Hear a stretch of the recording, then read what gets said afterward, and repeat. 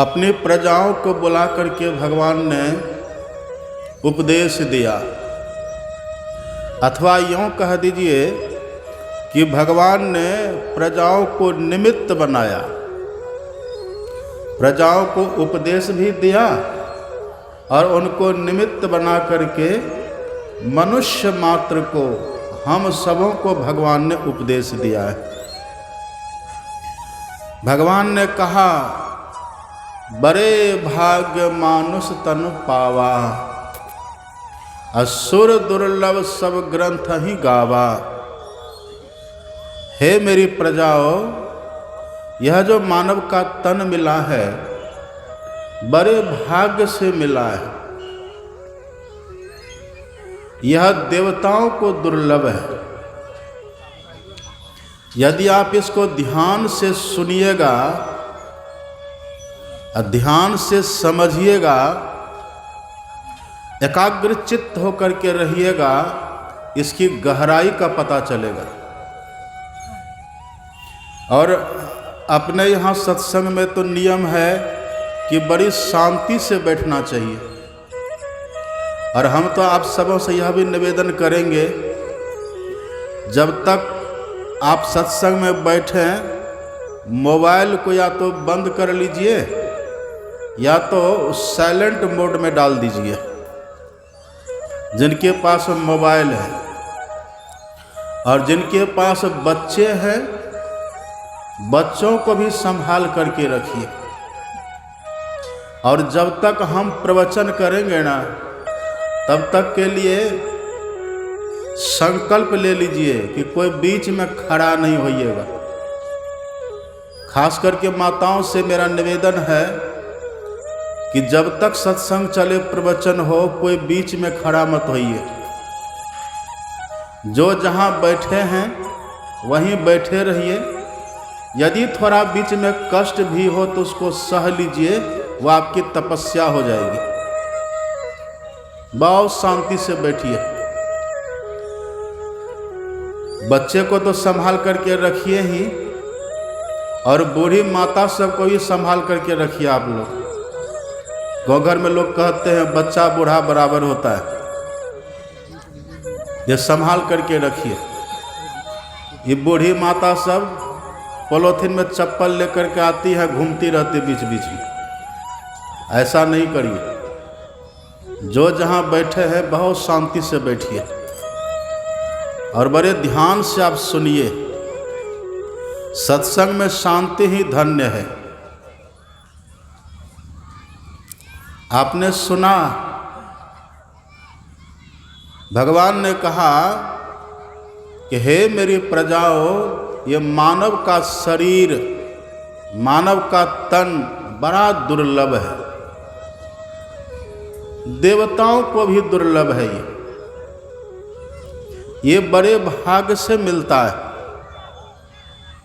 कैसे मिलता है? कोई सोचे कि अपने से मानव का तन ले ले, नहीं ले पाएंगे। या कोई हमको गांव समाज का मुखिया जी दे दे, है संभव? कोई एमएलए एमपी दे दे, है संभव? कोई पीएम सीएम दे दे, संभव नहीं है। आपने सुना पाठ में राम भगवान ने कहा, कबहु क करी करुणा नर देही, अद्देत ईश बिनु हेतु सनेही। कभी कभार, कभी काल, जब ईश्वर की बड़ी करुणा होती है, ईश्वर की बड़ी कृपा होती है, तब यह मानव का तन मिलता है। और ईश्वर ही देते हैं, देत ईश, ईश्वर ही देते हैं। माता पिता का माध्यम लेते हैं और माता पिता का माध्यम लेकर के मैथुनी सृष्टि के माध्यम से ईश्वर ये मानव का तन हम लोगों को देते हैं। इसमें देखिए रहस्य क्या है, इसमें राज की बात क्या है, इसमें मर्म क्या है। भगवान ये नहीं कहे कि आप सब मनुष्य बन गए, ऐसा भगवान ने नहीं कहा। भगवान कहते हैं ये मानव का तन मिला है। मानव का तन मिलना और बात है, और मानव के तन में मानव बनना, मनुष्यता आनी, ये और बात है। मानव के तन में सब मानव ही नहीं होते। और आप ये भी जानते हैं ना, आप देखिएगा गांव समाज में गाय का जो बच्चा होता है ना, यदि वो बैल है शुरू में, तो मरने तक बैल ही रहता है। आज तक आपने नहीं सुना होगा किसी ने बैल को गधा कहा है।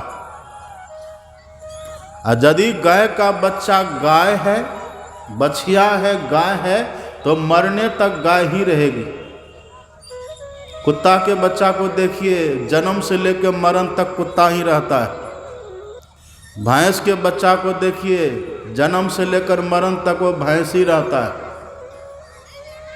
ये नियम है, जो जन्म लेता है जन्म से लेकर के मरण तक वही रहता है। लेकिन मनुष्य में ऐसा है, मनुष्य में ऐसा नहीं है। ये जो मानव का शरीर है ना, ये अनेक संभावनाओं का समूह है। इस मानव के शरीर में बहुत संभावनाएं हैं।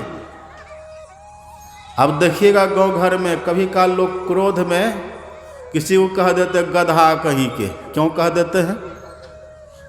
कभी काल लोग कह देते गुस्सा में, ये मनुष्य थोड़े है, पशु है, मृगा है, पशु कह देते हैं ना।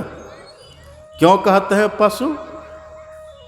आप पढ़िएगा, यदि मानव तन में रह करके पशु वाला गुण दिखेगा ना, तो लोग आपको पशु ही कहेंगे, मनुष्य नहीं कहेंगे। संतों ने लिखा है, भर्तृहरि अपने देश में सम्राट भर्तृहरि, और संत भी वो बन गए। पहले इसी देश के राजा बने, सम्राट बने, अब पीछे गुरु गोरखनाथ के सानिध्य में जाकर के वो संत भी बन गए। उन्होंने लिखा है, ये शाम न विद्या न तपो न दानम, ज्ञानम न शीलम न गुणो न धर्मा, ते मर्त लोके भुवि भार भूता, मनुष्य रूपे न मृगाश्चरंती। शरीर मानव का हमको मिल गया, और यदि मानव के शरीर में हमारे अंदर विद्या नहीं है, तपस्या नहीं है, दान करने का स्वभाव नहीं है, ज्ञान नहीं है, शीलता नहीं है, सद्गुण नहीं है, और धर्म नहीं है, ये 7 गुण यदि हमारे इस शरीर में नहीं है, तो भर्तृहरि कहते हैं वो दिखता है मनुष्य की तरह, लेकिन है वास्तव में पशु। पशु है, दिख रहे हैं मनुष्य की तरह, लेकिन है पशु। और सुन रहे थे ना, सुना रहे थे कबीर साहब की वाणी। कबीर साहब कहते हैं, नर गढ़ंता बैल गढ़ा, अचूका सिंह अरु पूछ, एक हरि के भक्ति बिनो धिग दाढ़ी धिग मूछ। ये मानव तन में रह करके देखिए हमारे भीतर गुण कैसा है। एक बार तो माता पार्वती ने भगवान शंकर से पूछा, पार्वती माता ने पूछा कि भगवान, राक्षसों का नाम सुनते हैं, निश्चरों का नाम सुनते हैं, ये निश्चर, ये राक्षस क्या होता है? तब भगवान ने कहा कि देवी, ये और कुछ नहीं, मनुष्य में ही राक्षस हो जाते हैं, मनुष्य में ही कोई कोई राक्षस हो जाते हैं। बोले कौन होते हैं राक्षस? आप पढ़ेंगे, रामायण में लिखा हुआ है। शंकर भगवान ने कहा कि हे देवी, इस मानव तन में रह करके, मानव शरीर में रह करके, मां नहीं मात पिता नहीं देवा, असाधुन सन करवा वही सेवा, जिनके ये आचरण भवानी, अजानहु निशिचर समते प्राणी। हे भवानी, इस मानव तन में रह करके जो माता पिता की बात नहीं मानते, जो माँ की बात न माने, पिता की बात न माने और ईश्वर की भक्ति न करे, संतों का सम्मान न करे, ये चार गुण जिसमें हो, अवगुण कहिए इसको। माँ को क्या कहते हैं हम लोग? मातृदेवो भव। पिता को कहते हैं पितृदेवो भव, पिता देवता के समान है, माँ देवता के समान है। आचार्य देवो भव, जो हमारे गुरु हैं वो देवता के समान है। अतिथि देवो भव, जो हमारे यहाँ अतिथि आते वो देवता के समान है। इनका हम सम्मान नहीं करते हैं, आदर नहीं करते हैं और मंदिर मंदिर देवताओं की पूजा करते फिरते हैं। भगवान शिव कहते हैं इससे मनुष्यता नहीं आएगी। पहले घर में माता पिता का आदर होना चाहिए, माता पिता की सेवा होनी चाहिए, उनकी आज्ञाओं का पालन होना चाहिए, तब मनुष्यता है। नहीं तो भगवान शिव कहते हैं जानहो निशिचर, उसको राक्षस समझ लीजिए, वो मनुष्य के रूप में राक्षस है। हम लोग क्या कहते हैं? आप पहले के इतिहास देखिए, पिताजी के आदेश से एक बार पिताजी ने आदेश दिया भी नहीं। कई माता ने दशरथ जी महाराज को विवश कर दिया कि राम को वन दीजिए। दशरथ जी महाराज की बात को रखने के लिए, चूंकि पिताजी है ना, पिताजी हमारे चरित्र से दुखी न हो जाएं, हमारे व्यवहार से दुखी न हो जाएं, इसलिए भगवान श्री राम अपने पिताजी को प्रसन्न करने के लिए, उनकी आज्ञा का पालन करने के लिए वन चले जाते, जंगल चले जाते हैं। कहाँ तो राजा बनने वाले थे और कहाँ जंगल चले गए। नचिकेता का तो नाम आपने सुना होगा ना। नचिकेता पिताजी के आदेश से यमलोक चले गए। ये कैसे कैसे पितृभक्त अपने यहाँ हुए। ध्रुव जी का नाम तो आपने सुना होगा ना। ध्रुव जी अपनी माँ सुनीति के आदेश से घर से निकल करके मधुबन चले गए और वहाँ भगवान की भक्ति में लग गए। तनय मातु पितु तो सनिहारा और दुर्लभ जननी सकल संसारा। वो पुत्र दुर्लभ है जो अपने माता पिता को प्रसन्न रखे, संतुष्ट रखे, उनकी सेवा करे और ईश्वर की भक्ति भी साथ साथ करे और साधु संतों का सम्मान करे। यदि ये सब गुण हमारे भीतर नहीं है तो समझ लीजिए हम राक्षस हैं। और अभी लोग क्या कहते हैं, अभी देखिएगा गांव घर में लोग कहते हैं, अब तो दीवार में जहाँ तहाँ लिखा रहता हम दो हमारे दो, हम दो हमारे दो, आकाश माता पिता काशी हरिद्वार जो। जिन्होंने जन्म दिया, पाल पोस करके बड़ा किया, उनका अनादर भगवान शिव कहते ये मनुष्यता नहीं है। ऐसा करने वाला ही राक्षस कहलाते हैं। ये मनुष्यता हमारी नहीं है। परद्रोही परदार रथ, पर धन पर अपवाद, तेनर पावर पापमय देह धरे मनुजाद। राम भगवान कहते हैं, मनुजाद कहते राक्षस को। राम भगवान कहते मानव तन में रह करके जो खामखा दूसरों से द्रोह करते रहते हैं, लड़ाई झगड़ा करते रहते, दंगा फसाद करते रहते हैं, आतंक उथल पुथल मचाते रहते हैं, समझ लीजिए वो राक्षस है। परदार रथ, जो दूसरों की पत्नी को अपनी माता बहन की तरह नहीं मानते, मातृवत परदारेषु, जिनका सिद्धांत नहीं, और जो दूसरों के धन पर अपनी नजर गड़ाए रहते हैं, खामखा विवाद करते फिरते हैं। राम भगवान कहते यदि ये सब गुण किसी मनुष्य में दिखे ना तो समझ लीजिए वो राक्षस है तो शरीर हमारा मानव का, लेकिन देखिए हम मनुष्य से क्या बन जाते हैं। यही महापुरुष कहते हैं मानव तन में रह करके हमें बनना क्या चाहिए और हम बन क्या रहे हैं, ये विवेक नहीं है।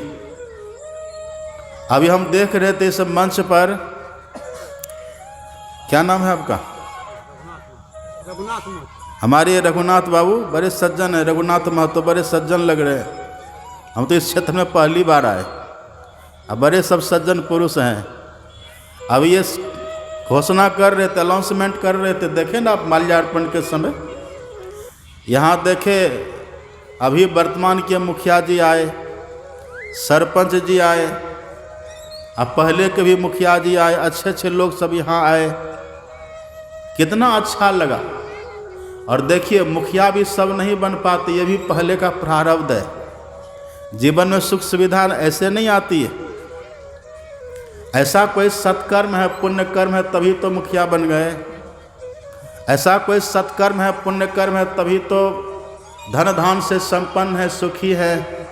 कोई शिक्षक देखिए बन गए, कोई प्रोफेसर बने हुए हैं, कोई वकील बन करके वकालत कर रहे, सुखी जीवन जी रहे हैं लोग। ये सब तो प्रारब्ध है, ये हम बन गए, अच्छी बात है। हम बहुत कुछ बन जाते हैं।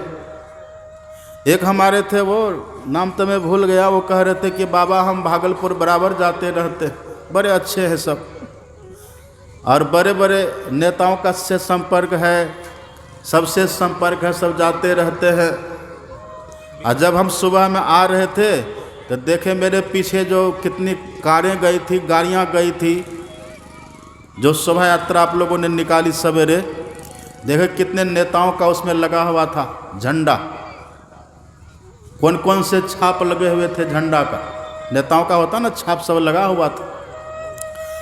तो ये सब देखिए हमारे समाज में कोई मुखिया जी बन जाते हैं, कोई सरपंच बन जाते हैं, कोई शिक्षक बन जाते हैं, कोई प्रोफेसर बन जाते हैं, कोई इंजीनियर्स बन जाते हैं, कोई वकील बन जाते हैं, कोई एमएलए एमपी बन जाते हैं। ये सब बन रहे हैं लोग, अच्छी बात है, बनिए, इसकी मनाही नहीं है। जिससे हमारा जीवन चले, जिससे हम सुखी रहें, वो कर्म हमें करना चाहिए। हमारे गुरु महाराज जी ने भी कहने की कृपा की है, जीवन बिताओ स्वावलंबी, भरम भारे फोरी कर, और संतों की आज्ञा है ये मैं ही मात धर छल छोड़ी कर।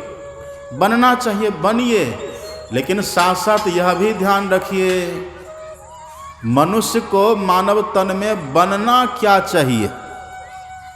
हम जो बने सब ठीक है, हम जो बन गए सब ठीक है, दुनिया के बड़े बड़े पद आपने पा लिए, सब ठीक है। फिर आप देखते हैं आप पिताजी भी बन गए, आप पिताजी बन गए, आप दादाजी बन गए, आप ताऊ जी बन गए, आप चाचा जी बन गए, आप नाना बन गए, इधर दादी बन गई, नानी बन गई, माँ बन गई, बहन बन गई, सब कुछ बन गए, अच्छी बात है, बनना भी चाहिए, आप बने। इधर देखिए हम लोगों में ब्रह्मचारी बन गए, सन्यासी बन गए, साधु बन गए, दाढ़ी मूछ कटा लिए, दाढ़ी मूछ बढ़ा लिए, गेरवा पहन लिए, कोई सफ़ेद पहन लिए, कोई चप्पल पहनते हैं, कोई खड़ाऊँ पहनते हैं, ये सब वेश बनाते हैं। हम वेश बनाते, इसकी मनाही नहीं है। हम तरह तरह का कर्तव्य करके तरह तरह के पद को पाते, इसका मनाही नहीं है। लेकिन साथ साथ हमें यह भी सोचना चाहिए कि हमें बनना क्या है। इस मानव तन में रह करके हमारा असली कर्तव्य क्या है, यथार्थ में हमें बनना क्या चाहिए, इस बात का भी विवेक होना चाहिए। ये विवेक कहाँ होगा? हमें बनना क्या है, ये विवेक होगा कहाँ? इसी सत्संग में होगा। बिनु सत्संग विवेक न होई, राम कृपा बिनु सुलभ न सोई। भाग्योदय न बहु जन्म समर्जिते न, सत्संगमं च लभते पुरुषो यदावै। अज्ञान हेतु कृत मोह मदांधकार, नासम विदाय तदोदयते विवेका। जब बहुत जन्मों के भाग्यों का उदय होता है तब यह सत्संग मिलता है। और जो सत्संग को बराबर सुनते रहते हैं तब उनके अज्ञान और मोह का नाश हो जाता है और भीतर से विवेक पैदा होता है। विवेक, उसी विवेक से पता चलता है कि वास्तव में हमें करना क्या चाहिए, वास्तव में हमें बनना क्या चाहिए।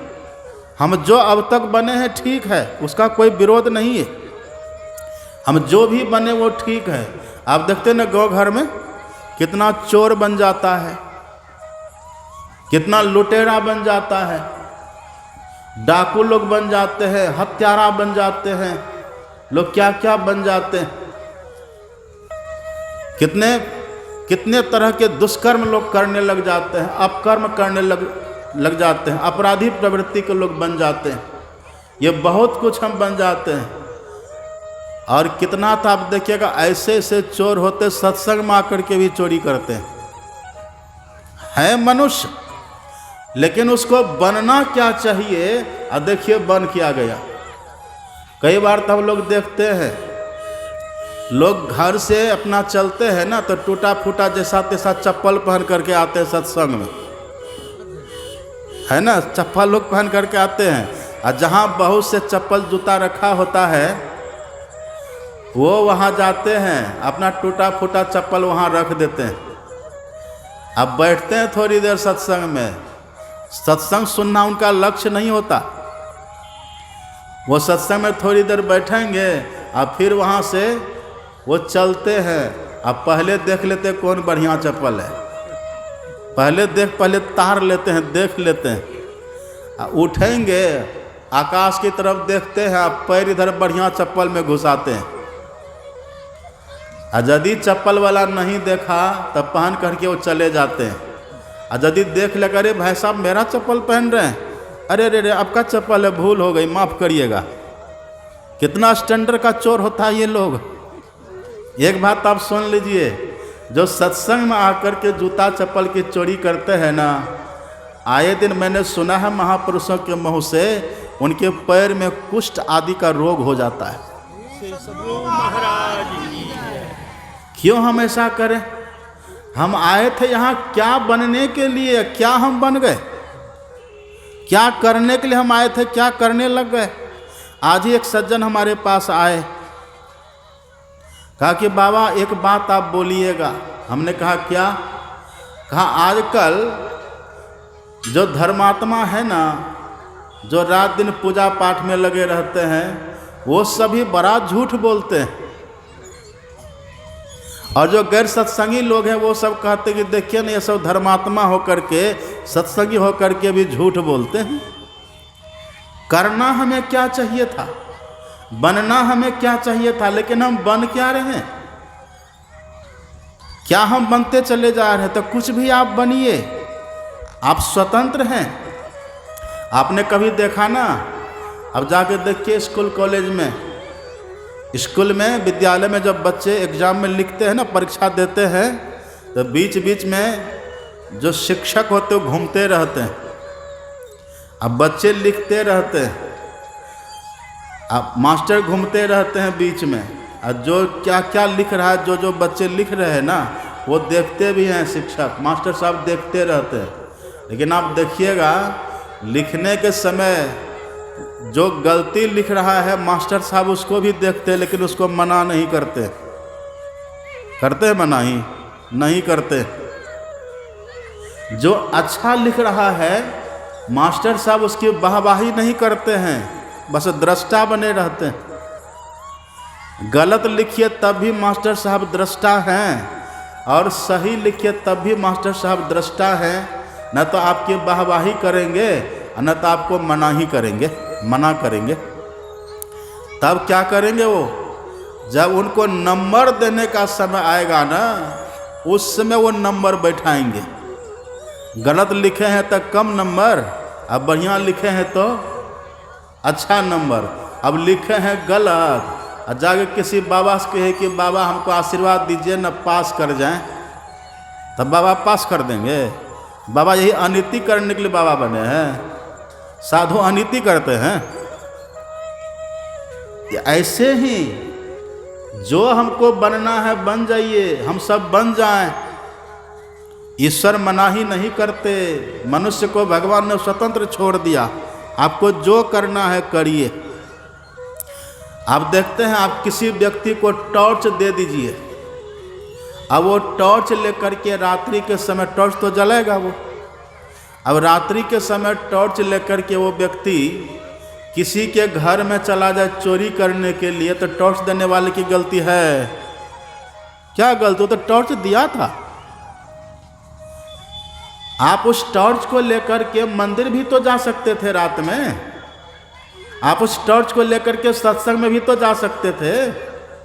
प्रकाश की व्यवस्था आपके लिए कर दी गई, लेकिन आप देखिए कहाँ जा रहे थे। आप जाइए, इसकी मनाही नहीं है, लेकिन आपको यह भी सोचना चाहिए कि टॉर्च लेकर के हमें जाना कहाँ चाहिए।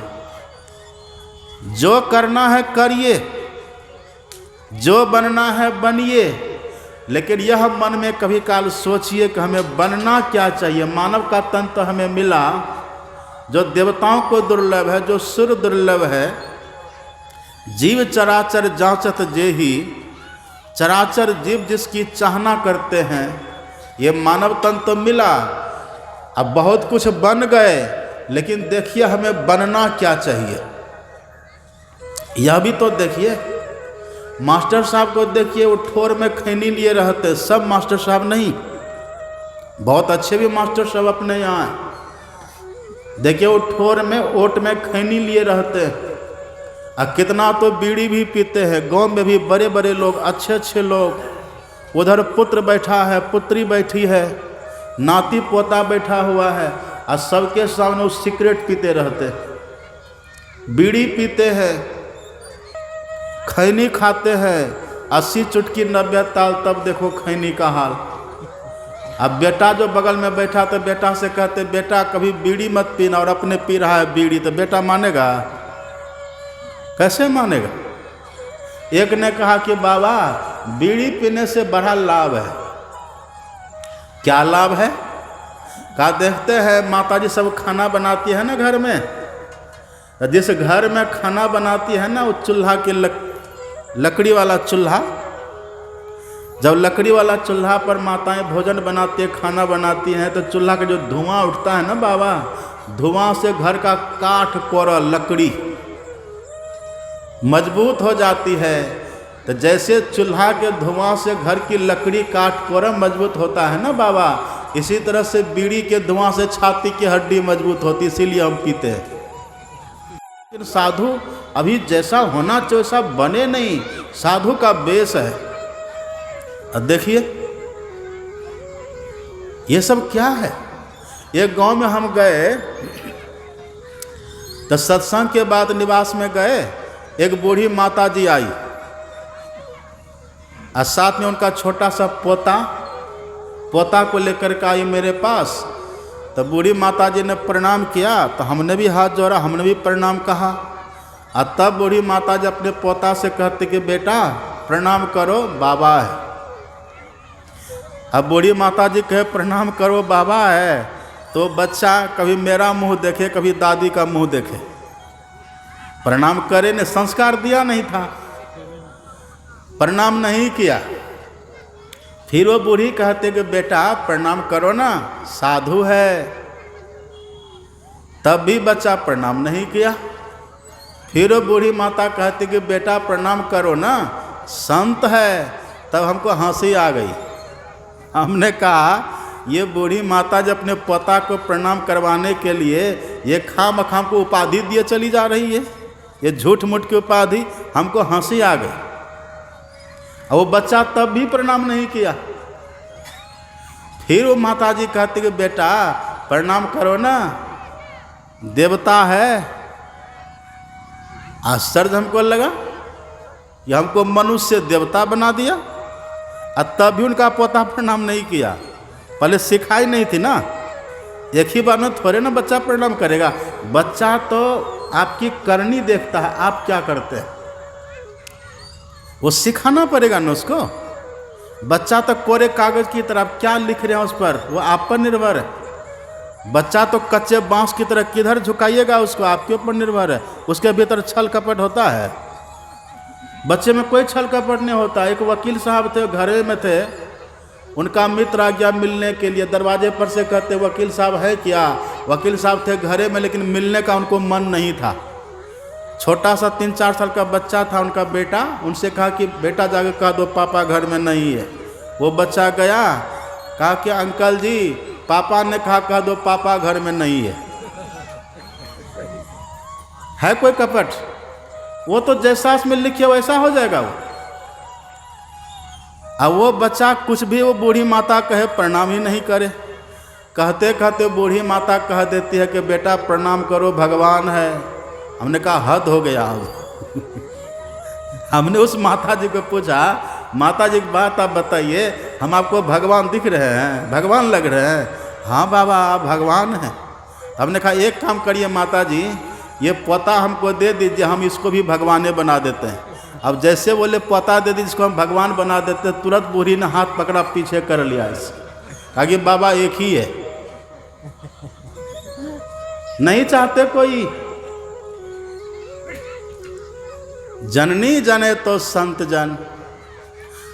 अच्छा आप ये मत समझिए कि हमारे बेटा पोता, हमारे पुत्री पौत्री भक्त बनेंगे, साधु बनेंगे, संत बनेंगे तो घर से भाग करके कोई संत बनते हैं, ऐसा है क्या? जितने संत अपने यहाँ हुए हैं ना, प्रायः सब घर में ही रह के हुए हैं। बहुत कम ऐसे, बहुत कम, बिरले ही हमारे सदगुरु महाराज जैसे कोई संत हुए जो विरक्त हुए हैं। नहीं तो कबीर साहब को देखिए घर में रह के ताना बाना करते थे, संत हो गए। रविदास जी को देखिए घर में रहते थे, जूता गाड़ते थे, संत हो गए।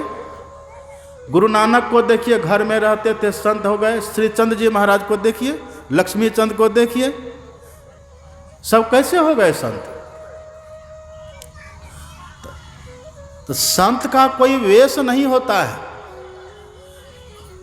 संत की रहनी में जो रहे वो होते हैं संत।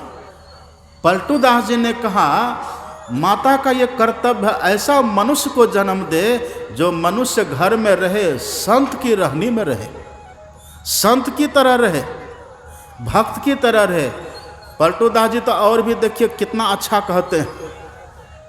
पलटू दास जी कहते हैं जननी जने तो भक्त जन, पै साकट ना जने।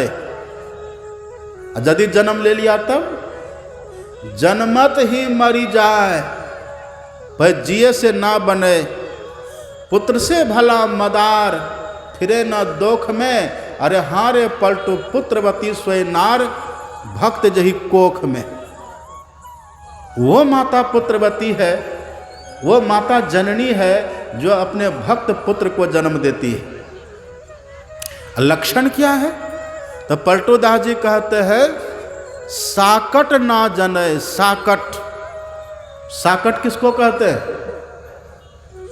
साकट हम दो तरह से लिखते हैं, तालब स्वाकर कट साकट। इस साकट का अर्थ होता है सकटहा। लोग कहते हैं ना घर में सकटहा, मतलब मांस मछली भक्षण करने वाले। जो शाकाहारी नहीं है वो साकट कहलाते हैं। और एक होता है साकट, दंत साकर कट। साकट का अर्थ होता है निगुरा, निगुरा निगुरी। तो यदि हमारा पुत्र है, हमारी पुत्री है, वो मांसाहारी है तो समझिए बहुत नुकसान होने वाला है। यदि वो निगुरा निगुरी है, मैंने प्रातःकाल मैंने पहले भी कहा था ना, देखिए अपने यहाँ का नियम है, जब बच्चा को 5 साल की अवस्था रहे ना 5 साल तक का जब बच्चा रहे जब तक, तब तक उसको बहुत प्रेम प्यार दुलार दीजिए, उसको बड़े स्नेह से रखिए, उसको भय न हो, उसके भीतर में डर न समा जाए, उसको बिल्कुल प्रेम दीजिए, प्यार दीजिए, उसका पोषण करिए, उसके मन मस्तिष्क को प्रेम से सिंचित करिए, अपनापन दीजिए, उसको अपनत्व का भाव दीजिए उसको। लेकिन जैसे बच्चा 5 से ऊपर जाए, 5 से लेकर के 10 तक, इस बीच में आप जैसा चाहेंगे वैसा उसको बना सकते हैं। हमारे गुरु महाराज जी देखिए क्या लिखते हैं पदावली में। गुरु महाराज जी लिखते हैं पदावली में, दृढ़ परतीत प्रीति कर गुरु से कर सत्संग सवेरे। सवेरे का मतलब क्या होता है? सवेरे का मतलब ये सवेरे सुबह, सवेरे का मतलब जीवन की जो शुरुआत अवस्था है, हमारी बाल्यावस्था है, शुरुआत बाल्यावस्था में उसी समय से सत्संग में लग जाना चाहिए, उसी समय से भजन में लग जाना चाहिए। देखिए कितने छोटे छोटे बच्चे बैठे हैं, कितनी शांति से देखिए बैठे हुए हैं, कितना भाव से देखिए सब सुन रहे हैं। यही होना चाहिए। इस बच्चे को अभी आप जैसा चाहेंगे ना वैसा बना दीजिएगा, और यदि 10 तक आपने नहीं बनाया ना, फिर 10 के बाद आपके हाथ से निकल जाएगा। फिर आप कहेंगे पूरब तो चलेगा पश्चिम, आप कहेंगे आम तो वो करेगा इमली, फिर आपकी बात वो नहीं मानेगा। और तब आप कहिएगा ना कि दीक्षा ले लो, सत्संगी बनो। अरे लेंगे, आप करिए ना, बूढ़ा है ना, बूढ़ा करिए। ये तो रिटायर जो होते वो न करते हैं, रिटायर। रिटायर का अर्थ क्या होता है? रिटायर, बिना टायर के गाड़ी चलती है। तो जब बिना टायर के गाड़ी नहीं चलती है तो रिटायर होने पर भजन होगा? नहीं होगा, फिर वो बहाना बनाएगा। एक बात और आप जानते हैं, हम अपनी संतान को, अगर लड़का है तो उसको पुत्र क्यों कहते हैं? और नाम मनुष्य ही रखते हैं सबका। कुत्ता को पता नहीं कि मेरा नाम कुत्ता है, पूछिए उसको पता है कुत्ता को? कुत्ता को पता नहीं कि मेरा नाम कुत्ता है। भैंस को पता नहीं कि मेरा नाम भैंस है। गाय नहीं जानती कि मेरा नाम गाय है। गाय को यह पता नहीं कि हम गाय हैं, वो उसको पता नहीं है। लेकिन ये मनुष्य, आप और हम कहते ये गाय है, ये भैंस है, ये कुत्ता है। हम ही लोग न कहते हैं, हम ही लोग उसका नाम रखते हैं। तो जो हमारा पुत्र है, हमारी पुत्री है, जो हमारा बच्चा है, लड़की लड़का है, हम लड़का को पुत्र क्यों कहते हैं? कहिए, कुछ और हम क्यों नहीं कह दिए?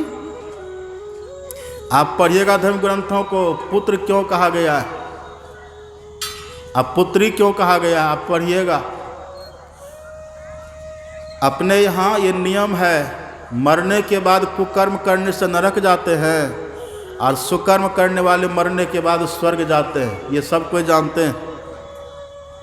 तो पुत्र कहने का मतलब है, एक नरक है जिसका नाम है पूत। पूत नामक नरक होता है, पूत नामक नरक है। यदि कोई व्यक्ति विवाह करे, शादी किन्हीं ने करी है, पति पत्नी है, तो लोग क्या कहते हैं? पति पत्नी हैं, शादी विवाह किए, तो पुत्र पुत्री होना चाहिए, संतान हमको होनी चाहिए। वो संतान चाहते हैं सब, हो भी जाता है, पुत्र होता भी है। तो वो जो पुत्र है ना, उसको पुत्र इसीलिए कहते हैं कि एक पूत नामक नरक है। उस बच्चे के जन्म लेने से और उसके सत्कर्म करने से माता पिता पूत नामक नरक से बच जाते हैं। श्री सद्गुरु महाराज। यदि वो बच्चा मांसाहारी हो गया, यदि वो बच्चा कुछ और हो गया, चोर हो गया, डाकू हो गया, उच्चृंखल हो गया, उदंड हो गया, परिवार को त्रस्त, समाज को त्रस्त, मांसाहारी, शराबी, कबाबी, जुआरी हो गया, भांग, तंबाकू, छुतरा, अफीम और शराब, कह कबीर इनको तजे तब पावे दीदार। खान पान को प्रथम संहारो, रस रस सब अवगुण को मारो, मांस मछलिया भोजन त्यागो, सत्य गुण खान पान में पागो। यदि ये सब नहीं है ना, तब समझ लीजिए वो पुत्र तो है। भले वो पुत्र मास्टर बन जाएगा, भले वो पुत्र डॉक्टर बन जाएगा, भले वो पुत्र मुखिया सरपंच बन जाएगा, और यदि वो मांस खाता है ना, मछली खाता है, शराब पीता है, और संडे हो के मंडे निथि खाओ अंडे करता है, तो मुखिया सरपंच हो करके भी वो अपने माता पिता को नरक भेज देगा। नहीं बचा पाएगा। ये मानवता नहीं है। आप करिए, आपको मना ही नहीं है, लेकिन परिणाम से कोई नहीं बचाएगा। परिणाम भुगतना पड़ता है, परिणाम से कोई नहीं बचाएगा। कहता हूँ कही जात हूँ, कहा जो मान हमार, और जाका गर तो काटे सो फिर काट तोहार। जिसका गला हम काटेंगे ना, वो फिर हमारा गला काटेगा। ये मानवता नहीं है। तो पलटू साहब कहते हैं, समझ लीजिए, पुत्र होता ऐसा साकट ना हो, जननी जने तो भक्त जन पे साकट ना जने। साकट नहीं होना चाहिए, निगुरा निगुरी नहीं होना चाहिए। अब लोग क्या करते हैं, कंठी बंधवा देते हैं और कान फुकवा देते, कहते हो गया इनको, अब नरक से छुट्टी हो गई। ऐसे छुट्टी होती है नरक से? ऐसे छुट्टी नहीं होगी। छुट्टी होने के लिए अभी सुन रहे थे ना पाठ में, देखिए ये तो हुआ ना संत।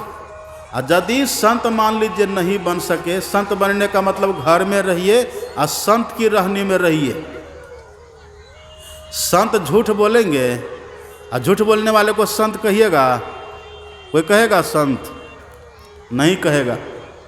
चोरी करने वाले को संत कहिएगा? नहीं कहिएगा। कोई चोरी करने वाला संत नहीं होता। नशा करने वाले को संत कहिएगा?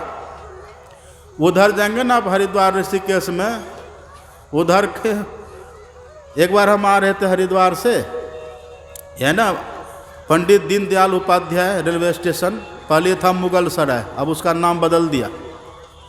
वहीं पर ट्रेन खड़ी थी और खिड़की के पास हम बैठे हुए थे। ट्रेन में रिजर्वेशन था तो हम बैठे हुए थे।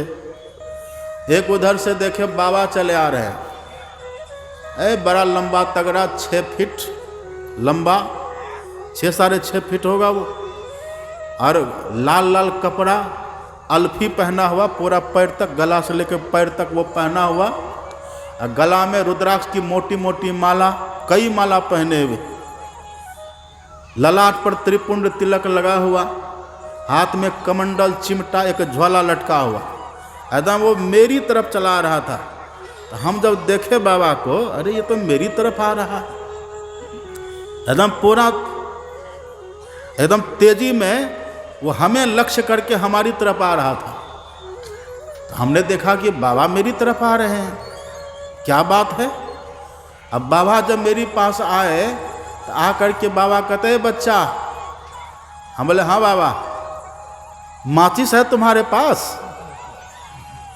हमने कहा माचिस? हाँ माचिस है तुम्हारे पास? नहीं तो माचिस हम क्यों रखेंगे? अरे बीड़ी नहीं पीता है? नहीं बाबा हम बीड़ी तो नहीं पीते। तो कैसा महात्मा है, बीड़ी नहीं पीता है? कैसे कैसे लोग होते देखिए।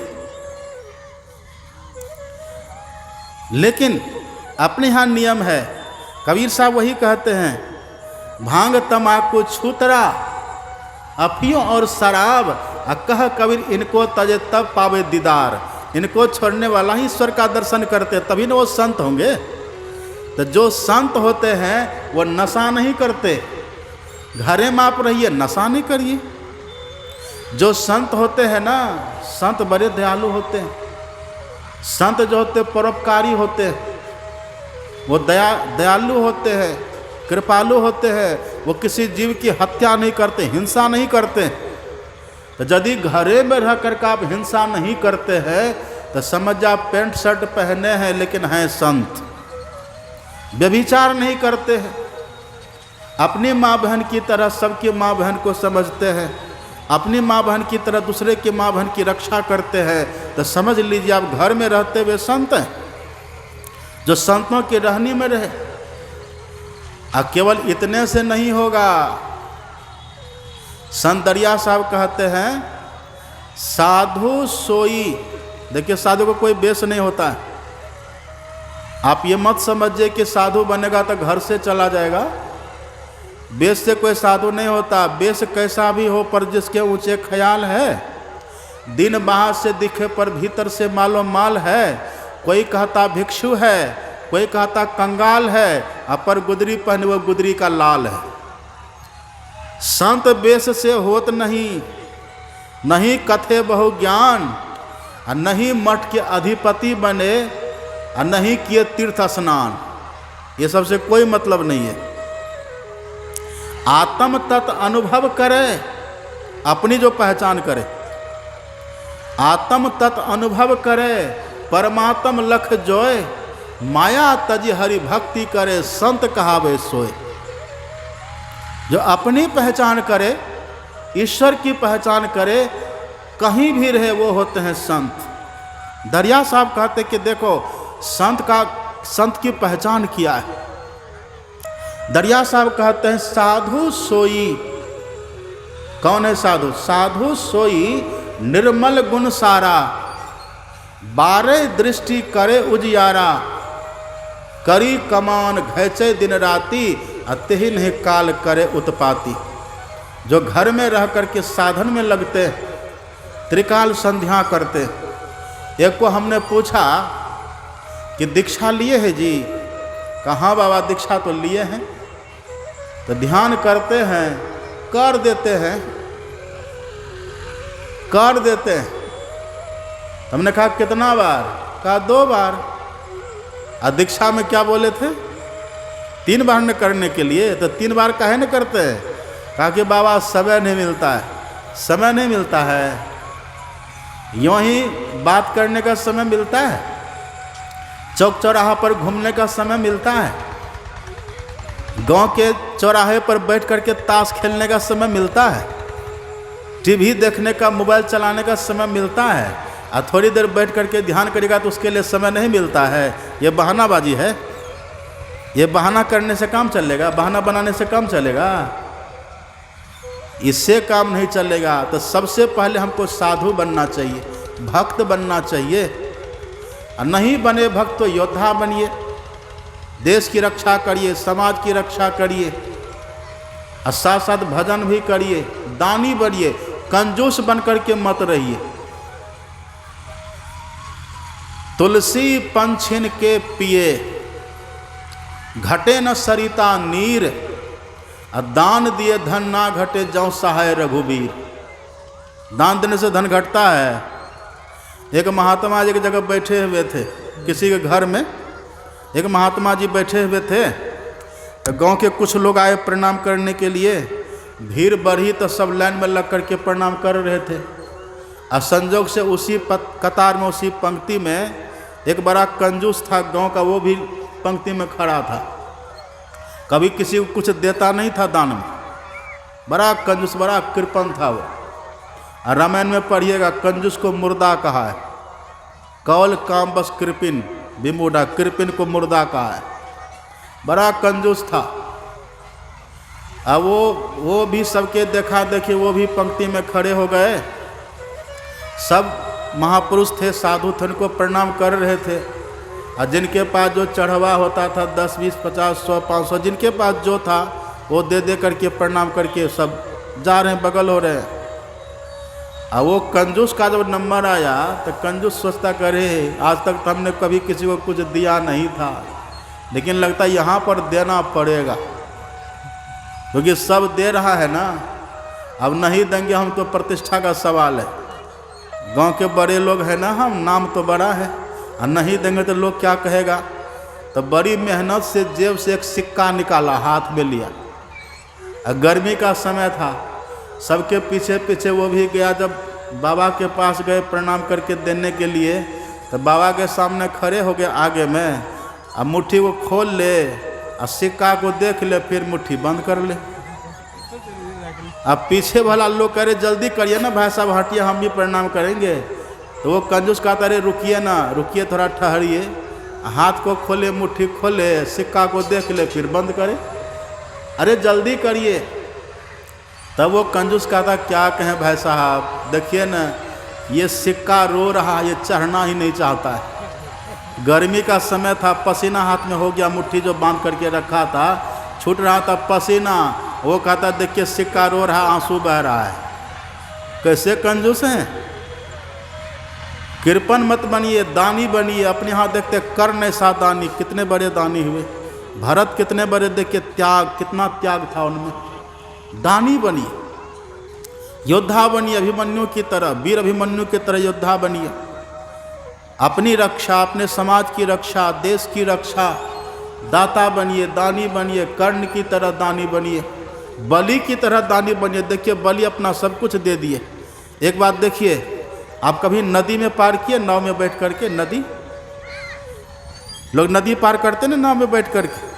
मान लीजिए हम नाव में बैठे हुए, आप नाव में बैठे हुए हैं, नाव चल रही है, बीच नदी में नाव चली गई और अचानक से नाव डगमगाने लगी और नदी का पानी आने लगा नाव में, तो आप क्या करिएगा?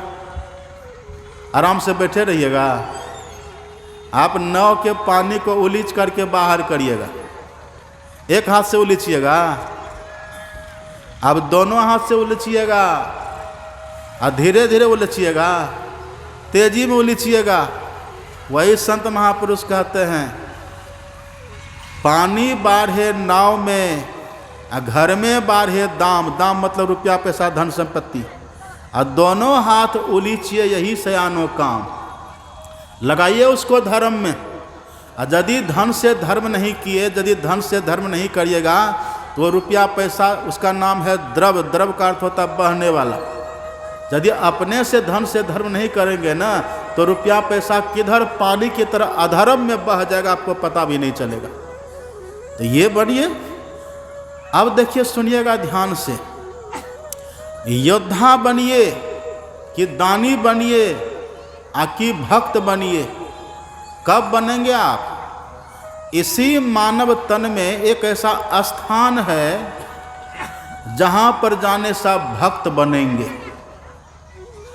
क्या नाम है स्थान का? अभी सुन रहे थे पाठ में, भगवान ने कहा, साधन धाम मोक्ष कर द्वारा। इसी मानव के तन में एक मोक्ष का द्वार लगा हुआ है। उसी को संत कबीर साहब कहते भक्ति का द्वार, जिसको राम भगवान कहते हैं ना मोक्ष का द्वार, उसी को कबीर साहब कहते भक्ति का द्वार। वो कैसा द्वार है? तो कबीर साहब कहते भक्ति द्वारा सांकरा राई दस में भाव, अब मन ऐरावत होए रहा कैसे होए समाव। उसी भक्ति के द्वार में जो प्रवेश करेंगे ना, वही सच्चा भक्त होंगे। उसी द्वार में जो प्रवेश करेंगे वही भक्त कहलाएंगे। ये केवल फूल माला चढ़ा देने से, अगरबत्ती दिखा देने से, अब पीपल के पेड़ में धागा बांध देने से, केला की पूजा कर लेने से, अब बेल की पूजा कर लेने से, तुलसी माँ की पूजा कर लेने से, दंड बैठक दे करके कहीं से कहीं चले जाने से भक्त, संत महापुरुष और भगवान, ये सबका कहना है, उससे भक्त नहीं बन पाएंगे। ठीक है, वो भी ठीक है, उसका विरोध नहीं है, लेकिन असली भक्त आप कब बनेंगे? इसी मानव के तन में जो भक्ति का द्वार है, उस द्वार में प्रवेश करिए। भक्ति का द्वार कहिए या फिर उसी को मुक्ति का द्वार कहिए, उसमें प्रवेश करिए। लेकिन वो द्वार है किधर? 9 द्वार का पता तो सबको है। इस मानव तन में 9 द्वार किधर है, सबको ही जानते हैं। 2 आँख का द्वार, 2 कान का द्वार, 2 नाक का द्वार, 1 मुंह का द्वार, 7 हुआ। और नीचे 2 मलमूत्र का द्वार, 9। ये 9 द्वार तो सबको ही जानते हैं। इसी 9 द्वार में हम फंसे हुए हैं। ये 9 द्वार है कैसा? हमारे गुरु महाराज जी कहते हैं, तनन नव द्वार हो रामा, अति ही मलिन हो ठामा। ये बड़ा गंदा स्थान है। अत्यागी चढ़ो दसम द्वारे, सुख देखो रे भाई। इसी भीतर में 10म द्वार है, जिसको राम भगवान कहते हैं मोक्ष का द्वार, उसी को कबीर साहब कहते हैं भक्ति का द्वार, उसी को हमारे सदगुरु महाराज जी कहते हैं 10म द्वार। एक ही बात है। इस द्वार के विषय में जानिए। अपने से नहीं जानिएगा। एक को हमने पूछा कहाँ ध्यान करते हैं जी, कहा कि बाबा है यहाँ ध्यान करते, नाक की नोक को दिखा दिया। दूसरे को हमने पूछा कहाँ ध्यान करते हैं जी, तो है यहाँ दिखा दिया, कहा बाबा यहाँ ध्यान करते हैं। एक को पूछा तो कहा कि बाबा है यहाँ ध्यान करते हैं। एक को पूछा तो पीछे दिखा दिया, कहा यहाँ ध्यान करते हैं। एक कबीर साहब की वाणी सुना दिया, वो तापर कंज कमल है भाई, बग भौरा दो रूप लखाई, तहाँ निज मन करत ठकुराई, और सो नैनन पिछवाड़ा है। तो पिछवाड़ा जो लिखा है ना, वो कहा यहाँ पीछा में ध्यान करते हैं, नहीं पता चलेगा अपने से। इसी के लिए श्री कृष्ण भगवान ने गीता में कहा, पढ़िएगा, भगवान कहते हैं ज्ञान को समझने के लिए तद्विद्धि प्रणिपाते न परिप्रश्ने न सेवया उपदेक्षन्ति ते ज्ञानम ज्ञानिन तत्वदर्शिनः। क्या कहते हैं भगवान? इसके लिए किसी सदगुरु के पास जाइए, तत्वदर्शी के पास जाइए, इसका भेद वो बताएंगे। भेद यह गुप्त, यह गुप्त भेद है। भेद यह गुप्त पाना किसी ग्रंथ से है असंभव, समझ लो किसी संत से। कोई संत इसका भेद आपको बतलाएंगे। हमारे गुरु महाराज जी पढ़िए क्या कहते हैं, बिन दया संतन की में ही जानना इस राह को, हुआ नहीं होता नहीं, अब वो होनहारा है नहीं। बिना संत की कृपा के, बिना संत की दया के उस द्वार का पता किसी को नहीं लगता, नहीं जान पाएंगे। यह जानता कोई राजदान, गुरु की शरण जो ली, इनके सिवा न आन जो मदमान चलन ली। जो घमंडी व्यक्ति, जो अहंकारी व्यक्ति है, जो मदमान में जीने वाले व्यक्ति हैं, उसको इसका पता नहीं चलेगा।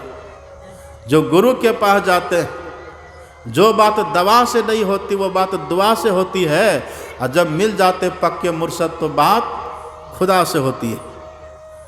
तो जो पक्के गुरु जब किन्हीं को मिल जाते हैं ना, वो बतलाते हैं कि किधर है ये दसम द्वार, किधर है ये मोक्ष का द्वार, किधर है ये भक्ति का द्वार, किधर। लोग गुरु से जानते हैं। और देखिए, उसी द्वार की साधना को प्रातःकाल जो आए होंगे, सुने होंगे, संत महापुरुष उसी साधना को कहते हैं दृष्टि योग की साधना। उसी को संत महापुरुष कहते बिंदु ध्यान, उसी को कहते सुख मना ध्यान, बहुत नाम है उसका। वही ध्यान करने से अपने भीतर में प्रकाश होगा। जब तक है तम, तब तक है जम। एक महापुरुष आए थे अपने कुप्पा घाट आश्रम में, उसमें महर्षि संत परमहंस जी महाराज थे ही कुप्पा घाट में, और संजोग से हम सब भी वहीं थे। आसाराम बापू है ना, वो आए थे आश्रम में। तो पूज्यपाद के पास गए, महर्षि संत परमहंस जी महाराज के पास गए। अब बहुत तरह की बातचीत दोनों में हुई, और बाद में जब पूज्यपाद अपने कमरा में भीतर जाने लगे, तो पीछे पीछे आसाराम बापू भी कमरा में गए। जब पूज्यपाद के कमरा में आसाराम बापू गए, तो कमरा में तो साधन भजन होता था ना, वो तो महापुरुष थे। उनके कमरा में शांति विराज रही थी। उन्होंने कहा कि महाराज जी, आपके कमरा में बड़ी शांति लगती है, आपके कमरा में बड़ा सुकून लगता है, बड़ा अच्छा लगता है, लेकिन एक कमी है। क्या कमी है? कर्मकांडी थे ना बेचारे, कर्मकांड करते थे वो, बाहरी पूजा पाठ में ज़्यादा लगे रहते थे। तो कहा कि महाराज जी, आपके कमरा में एक कमी है। क्या कमी है? उन्होंने कहा कि महाराज जी, आप अपने कमरा में एक गाय के घी का दिया जलाइए, दीपक दिया अपने कमरा में दिया जलाइए, इससे आपके कमरा में और शुभ और शकुन होगा। पूज्यपाद मुस्कुराए, पूज्यपाद हंसे, और उनसे कहा करे महाराज, साधु के कमरा में दिया नहीं जलता है, साधु के हृदय में दिया जलता है। कबीर साहब की वाणी सुना दी, अपने घट दिया ना बारू रे, नाम का तेल सूरत की बाती ब्रह्म अग्नि उद्गारू रे। अब दिया तो हर साल जलाते हैं, दीपावली में दिया जलाते हैं ना, दीपावली, उसका नाम यह दीपावली। दीप आवली मतलब दीपों की पंक्ति आप बहुत दिया जलाते हैं। और क्या करते हैं आप, संठी की लुकाठी बना लेते हैं लोग, उसको घुमाते घुमाते घर में जाते हैं और घर में कहते हैं लक्ष्मी घर और दरिद्र बाहर। हम लोग भी ये सब किए हैं, इसी क्षेत्र के तो हम भी हैं, ये सब भी बहुत किया, लेकिन दरिद्री आज तक घर से भागी है। हर साल दरिद्री को बाहर करते, लेकिन कभी आज तक दरिद्री भागी ही नहीं। क्यों नहीं भागी? अपने असली घर में हमने कभी दीपक नहीं जलाया है। जहाँ हम रहते हैं वहाँ हमने कभी दीपक नहीं जलाया। शरीर जहाँ रहता वहाँ तक खूब दीपक जला दिए, लेकिन जहाँ हम रहते, जहाँ जीव रहता, आत्मा रहती है, वहाँ कभी दीपक जलाए? वहाँ तक घोर अंधकार भरा हुआ है। और मैंने प्रातःकाल भी कहा था, अंधकार को हिंदी में कहते हैं तम। तो जहाँ है तम वहीं है जम। हम सब जम के फंदा में पड़े हुए हैं। यह दुनिया बंदी गृह यम के, जीव बंदी रहे घेरा रे। हम सब यम के बंदी गृह में पड़े हुए हैं। अब बारंबार वो मार मार करके बड़ा कष्ट दे करके ले जाता है। एक तो अंधेरी कोठड़ी तामे दियाना न बाती हो, बहिया पकड़ी जम ले चले कोई संग न साथी हो। करो रे मनवा दिन की तदवीर, जब जमराजा आन पड़ेंगे नेक धरत नहीं धीर। मुंगरीन मारी के प्राण निकासत व्याकुल हो, शरीर करो रे मनवा दिन की तदवीर। बड़ी मार खानी पड़ती है। इसलिए कबीर साहब कहते हैं यदि जम से बचना चाहते तो क्या करिए। कबीर साहब कहते हैं घट घट दीपक बरय, घट घट दीपक बरय, लखै नहीं अंध है। अंधा बने हुए इसलिए दिखाई नहीं पड़ता है। घट घट दीपक बरे लखै नहीं अंध है, लखत लखत लखी परे कटे जम फंद है। यदि जम के फंदा को काटना चाहते हैं ना, अपने भीतर में दीपक जल रहा है, उसको देखिए। दीपक बरत जोत, गुरु महाराज जी कहते, अपने सतगुरु महाराज जी कहते, दीपक बरत जोत जगमग तारे होत। प्रकाश अपने भीतर, दीपक का प्रकाश। दीप ज्वालेन्दु खद्योत विद्युत नक्षत्र भास्वराः, दृश्यते सूक्ष्म रूपेण सदा युक्तस्य योगिनः। जो योगी लोग होते हैं, योग से युक्त रह करके अपने भीतर में दीपक का प्रकाश वो देखते हैं, ज्वाला का प्रकाश देखते हैं, चंद्रमा का प्रकाश देखते हैं, तारों का प्रकाश देखते हैं, नक्षत्र का प्रकाश देखते हैं, सूर्य का प्रकाश देखते हैं। उसी प्रकाश के दर्शन से जम का फंदा खत्म होता है, 84 का चक्कर हमारा मिटता है। अभी सुन रहे थे ना, भगवान कह रहे थे आकर 4 लक्ष 84 जोनी भ्रमत यह जीव अविनाशी, फिरत सदा माया कर प्रेरा, काल कर्म स्वभाव गुण घेरा। भगवान कहते जो बारंबार जन्म मृत्यु के चक्कर में पड़ करके कहाँ कहाँ जन्म लेते रहते हैं ना, जो एक बार अपने भीतर के प्रकाश को देख ले वो 84 में कभी नहीं जाता है। भा प्रकाश मिटल अंधियारी, सुख भयल बहुत तेर है, और गुरु कृपा की कीमत नाही, मिटल 84 फेरे। 84 का फंदा खत्म हो जाता है। उस भीतर के प्रकाश को देखिए, लेकिन वो साधना थोड़ा कठिन है। आप देखते हैं बच्चों को विद्यालय में देखिए, पहले बच्चे मोटे मोटे अक्षर को सीखते हैं। पहले बच्चे को देखिए वो मोटा मोटा अक्षर लिखेंगे, बड़ा बड़ा लिखता, अ बड़ा सा, आ बड़ा सा लिखेंगे, वो ए बी सी बड़ा बड़ा लिखेंगे वो। तो पहले मोटा मोटा अक्षर सीखते हैं। उससे भी जब नहीं होता है ना, तब फोटो देखते हैं। ए से एप्पल लिखते हैं, पढ़ते ना बच्चा, ए से एप्पल, बी से बुक, सी से कैट पढ़ते हैं। तो शुरू में कोई माध्यम लेना पड़ता है, सहारा लेना पड़ता है। इसी तरह से हमारे गुरु महाराज जी कहते हैं ये अंधकार से प्रकाश में जाने की साधना, जिस हम जम के फंदा से बचेंगे। एक बात और आप जानते हैं, जो अपने भीतर में ये दृष्टियों की साधना करेंगे, बिंदु ध्यान की साधना करेंगे ना, अपने भीतर में उनको बुढ़ापा का भी दुख नहीं होता है। वो बुढ़ापा के प्रभाव से भी परे हो जाते हैं। शरीर भले बूढ़ा होगा, लेकिन बुढ़ापा व्यापेगा नहीं उसको। ये बहुत ऊंची साधना है। लेकिन ये करेंगे कौन? इसके लिए थोड़ा मोटा मोटा पहले मोटी मोटी साधना करनी पड़ेगी। इसी के लिए हमारे गुरु महाराज जी कहते हैं, गुरु जाप मानस ध्यान मानस कीजिए दृढ़ साध कर, अति पावन गुरु मंत्र मन ही मन, जाप जपो उपकारी गुरु रूप को मानस ध्यान थपो। ये 2 साधना करिए पहले खूब बढ़िया से। जो मंत्र हमको गुरु महाराज ने बताया है उसी मंत्र को पूरे विश्वास के साथ जपिए।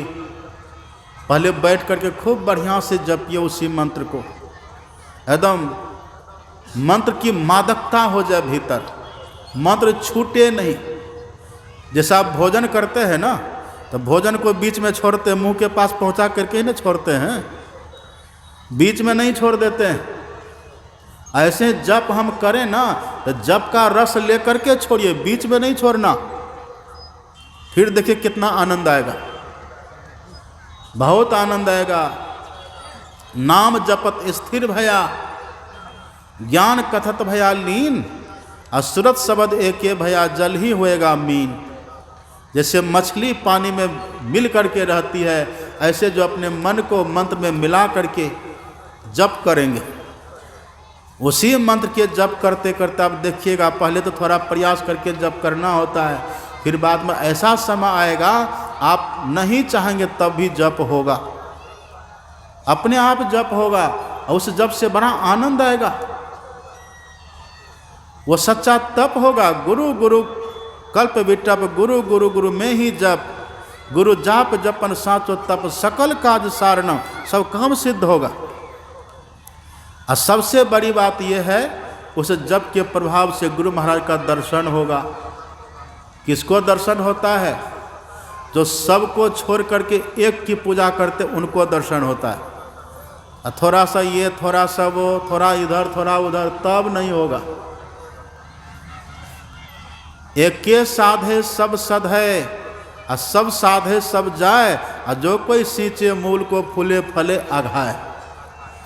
सबको छोड़ करके एक की पूजा करिए, क्योंकि गुरु महाराज में सबका वास है ना।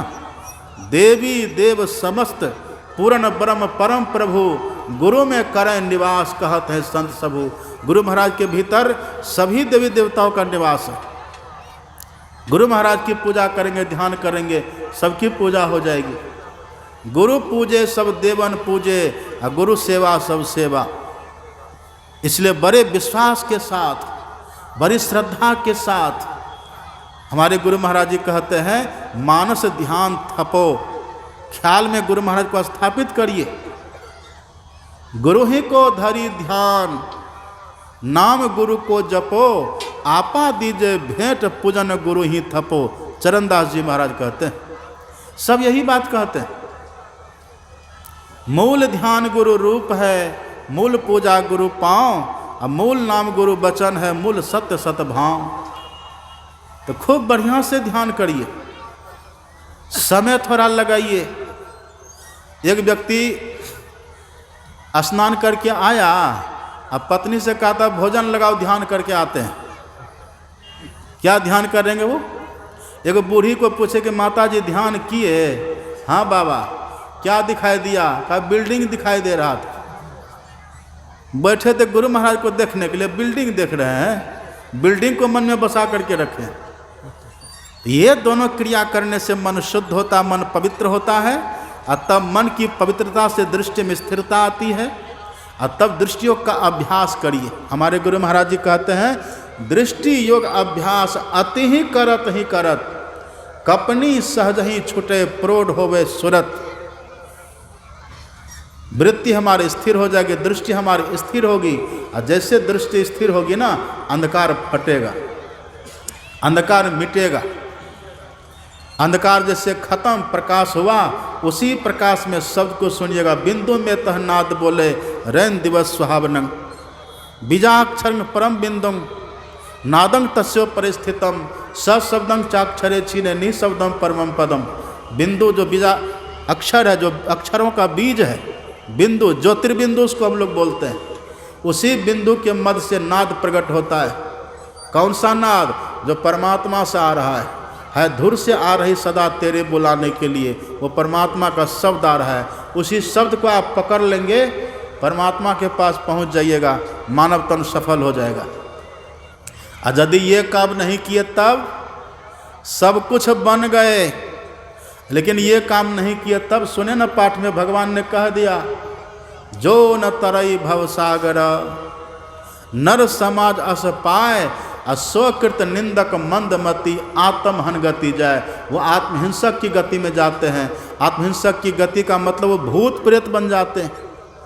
कबीर साहब कहते हैं, दीवाने मन भजन बिना दुख पैहों, पहला जन्म भूत के पैहों और 7 जन्म पछतैहों, और काटने पर ले पानी न पैहो, प्यासन ही मर जइहों। दीवाने मन भजन बिना दुख पैहों, भूत प्रेत बन जाइएगा। सूरदास जी कहते हैं, भजन बिनु बैल बिराने होइहों, जानवर बन जाएंगे। इसीलिए ये मानव का तन मिला है, इसमें थोड़ा समय लगाइए। आज हम जैसे यहाँ प्रातःकाल सत्संग से गए ना, तो बहुत जो जहाँ हम ठहरे उसके बगल में क्या नाम है उनका, पूरब साइड जो घर है, हाँ सुरेश बाबू हमारे, बोले कि बाबा हम दीक्षा लेंगे। हमको आश्चर्य, अभी तक अब दीक्षा नहीं लिए हैं। कितना मेहनत कर रहे हैं सत्संग में, देखिए कितना परिश्रम, कितनी उम्र। कोई बात नहीं, जब चेतो तभी सवेरा। तो ऐसे ही समय को मत बिताइए, समय को मत गंवाइए। हमारे सुरेश बाबू बड़े प्रेमी लोग हैं, कल वो सब दीक्षा लेंगे। इस बात को सब जानिए, उस जगह का पता करिए जहाँ ध्यान करने से अपने भीतर प्रकाश होगा। सब देवी देवता का दर्शन करेंगे आप, मंदिर हो जाएगा शरीर अपना, ये शरीर ही मंदिर हो जाएगा। हम लोग रोज गाते हैं ना स्तुति विनती में, आरती में गाते हैं, आरती तन मंदिर में कीजिए, दृष्टि युगल कर सन्मुख दीजिए। अपने भीतर में सब कुछ दिखेगा, इसी में भगवान का दर्शन होता है। ये मंदिर के समान है, the temple of living god. ईसा मसीह कहते हैं ईश्वर के रहने का मंदिर है। अब भगवान शिव का देखिए, बिंदु नाद महालिंगम शिव शक्ति निकेतनम देहं शिवालिंग प्रोक्तम श्रीदंग सर्वदेही नाम।